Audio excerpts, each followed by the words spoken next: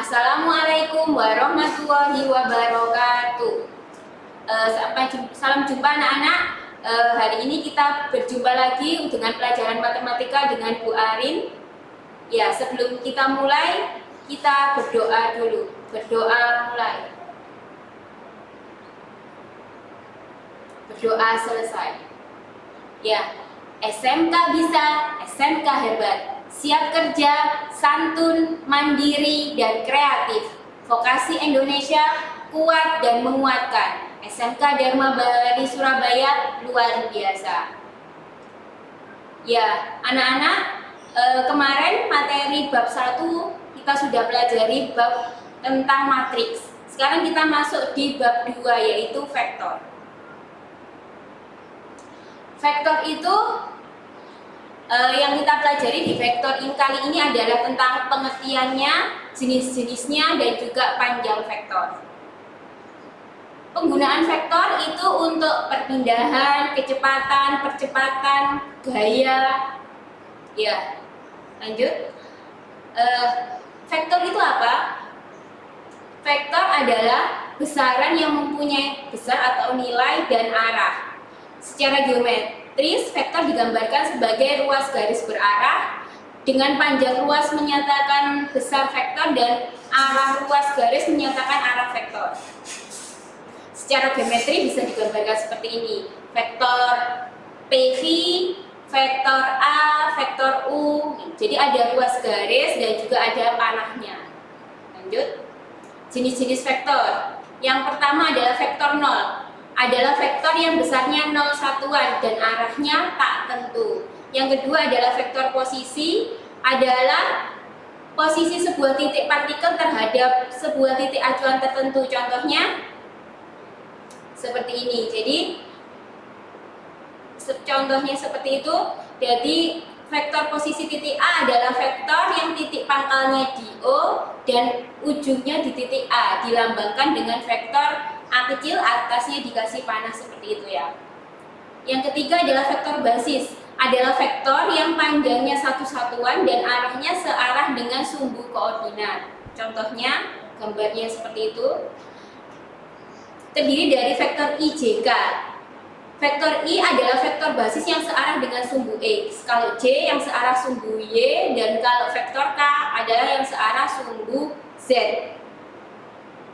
Secara aljabar, sebuah vektor dapat dinyatakan sebagai berikut. Yang pertama adalah vektor kolom atau matriks kolom. Ya, jadi ke bawah seperti ini ya. Contohnya seperti ini. Misal, jadi vektor bisa dinyatakan seperti matriks kolom. Satu kolom ke bawah seperti ini. Yang kedua adalah vektor baris atau matriks baris. Nah, contohnya bisa ditulis dalam bentuk matriks yang ke samping seperti ini. Yang ketiga adalah vektor basis, itu dengan IJK.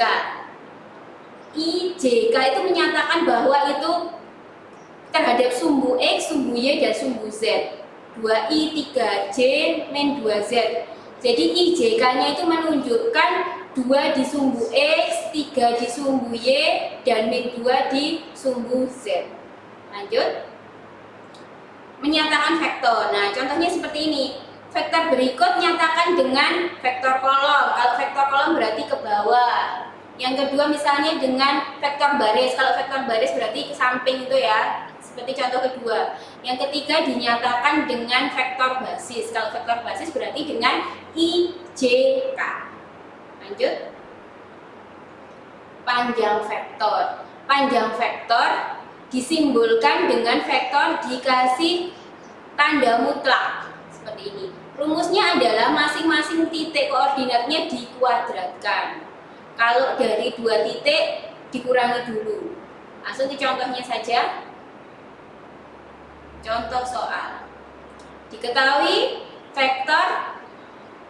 Nah, panjang vektornya apa? Contohnya adalah 14I 2J min 5K. Maka panjang vektornya, panjang vektor R adalah di mutlak R ya. Terus masing-masing 14-nya dikuadratkan, 2 dikuadratkan, min 5 juga dikuadratkan. Hasilnya ketemu 15. Itu kalau vektornya sudah dalam bentuk vektor basis IJK. Berikutnya kalau misalnya dari titik A dan B, maka panjang vektornya berapa?